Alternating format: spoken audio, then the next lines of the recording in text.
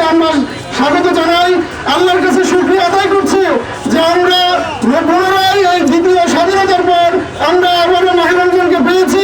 আমরা আল্লাহর কাছে তৌফিক কামনা করি এই রমজান মাসের শেষ পর্যন্ত জানি আমরা এই সকল প্রকার সমস্যা থেকে বিরত রেখে আমরা যাতে মাহে রমজানকে সহি সালামতে পালন করতে পারি।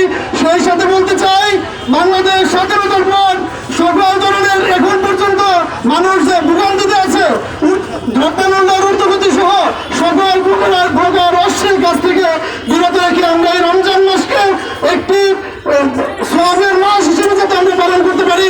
সকল প্রকার খারাপি থেকে আমরা যাতে বিরত থেকে আমরা যাতে সুন্দরভাবে রমজান মাসকে উপভোগ করে আল্লাহর সান্নিধ্য অর্জনের যে সর্বোচ্চ চূড়া আমরা যেন অর্জন করতে পারি, সেই তৌফিক কামনা করে আবারও মাহে রমজানকে স্বাগত জানিয়ে আমি আমার সংক্ষিপ্ত কথা শেষ করছি। আসসালামু আলাইকুম রহমতুল্লাহ।